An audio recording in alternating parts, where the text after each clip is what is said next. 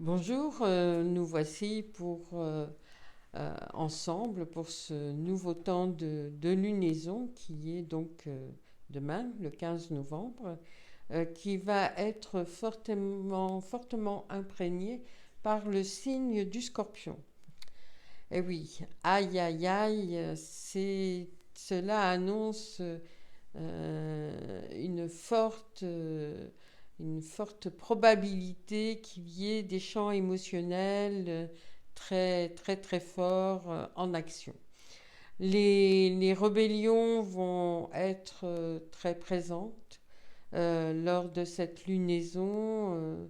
L'acceptation du confinement, de la situation avec le Covid, les différentes décisions prises sont souvent, pour chacun, pour beaucoup d'entre nous en tous les cas, très difficiles à gérer sur le plan de la vie au quotidien. Beaucoup de stress, beaucoup d'angoisse sont à gérer. Alors, le conseil que je peux donner pour ce temps de lunaison, c'est de respirer, de méditer, de faire du yoga, de faire du qigong, de faire tous les jours en routine matinale euh, des exercices qui peuvent permettre de canaliser des énergies négatives qui pourraient sortir de ce sentiment de violence à l'intérieur de nous, ou cette violence qui est présente à l'extérieur de nous. Nous sommes dans une situation où nous sommes face à des accumulations de plusieurs mois, mais voire pour chacun individuellement de plusieurs années. Et tout, c'est comme si cette situation réveillait en nous toutes ces accumulations, tout ce qui a été stocké.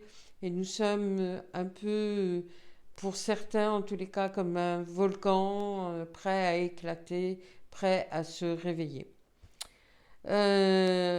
Nous encaissons effectivement d'autant plus que ces frustrations et ces manques de liberté que nous pouvons ressentir sont complètement en contradiction avec l'invitation d'une Nord dans le signe des Gémeaux qui parle de liberté et d'autonomie et d'indépendance dans nos créativités.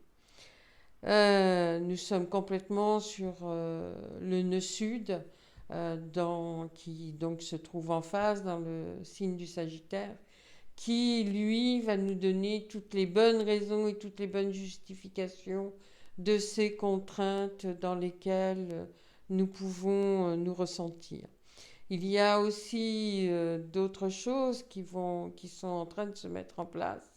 On en a pour quelques mois, c'est les peurs d'inconfort, les peurs de manque matériel, que ce soit sur le plan financier, que ce soit sur le plan affectif, que ce soit sur le plan nourriture, toutes ces peurs archaïques au plus profond de nous-mêmes vont ressortir.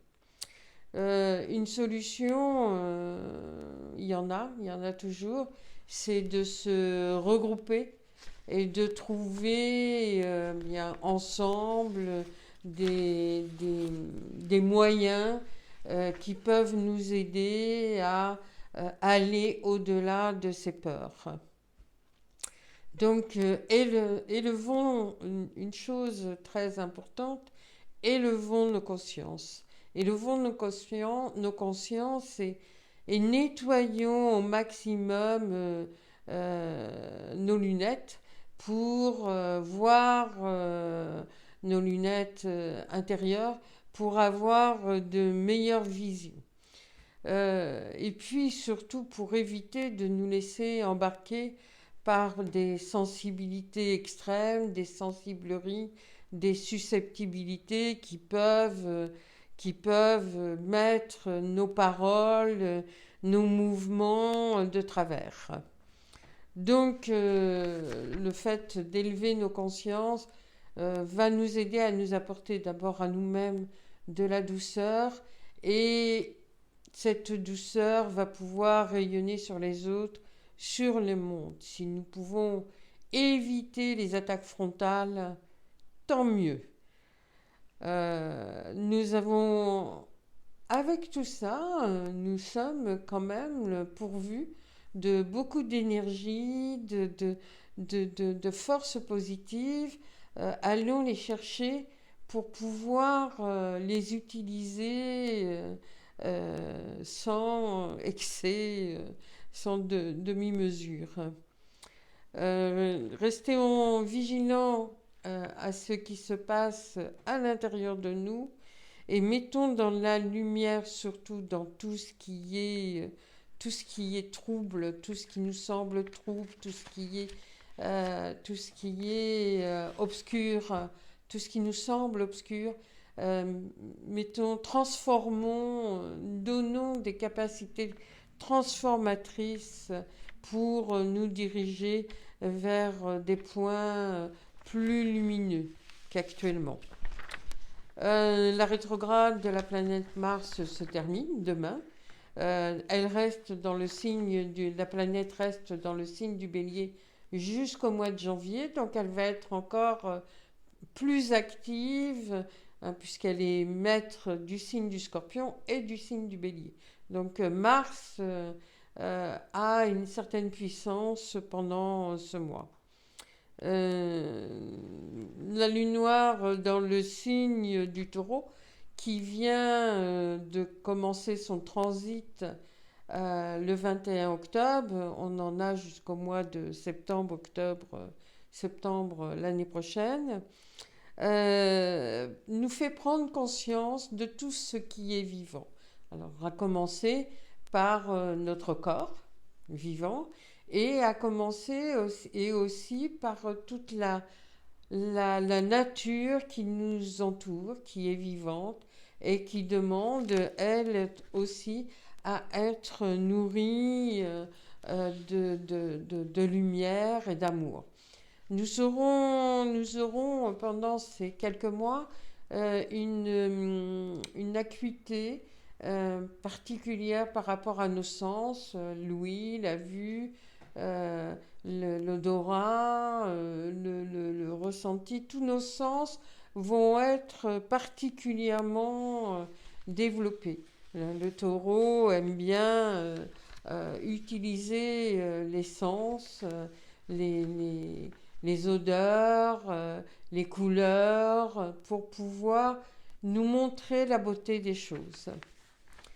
Cette période de transit de lune noire dans le signe du Taureau va envoyer notre collectif à se poser la question comment répartir les richesses entre les pauvres et les riches, afin de combler ce fossé qui actuellement est en train effectivement de particulièrement se creuser. Nous verrons ce que nous pourrons faire sur ce plan collectif. Le 30 novembre sera le jour de la pleine lune, qui sera géré par le signe du Capricorne et du Sagittaire. C'est un temps, pendant ces 5 jours de pleine lune, pour prendre le maximum de recul.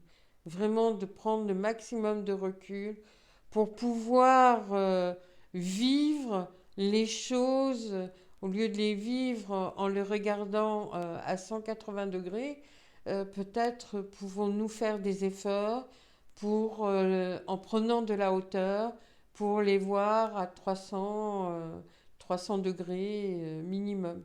C'est-à-dire d'avoir une vision un peu plus large que nos logiques habituelles. Donc c'est une période aussi qui nous demande de sortir des logiques habituelles et d'ignorer les différentes justifications qui peuvent venir à nous, mais tout en prenant bien sûr de la hauteur. Prenons de la hauteur donc au maximum face aux événements dans lesquels nous sommes confrontés actuellement, surtout pendant cette période de pleine lune, et vivons chaque instant présent pour nous préparer à cette nouvelle année qui arrive à grands pas 2021. Voilà, nous nous retrouverons autour du 15 décembre prochain pour un temps de nouvelle lunaison. Voilà, je vous souhaite un très bon mois et je vous dis à très bientôt. Au revoir.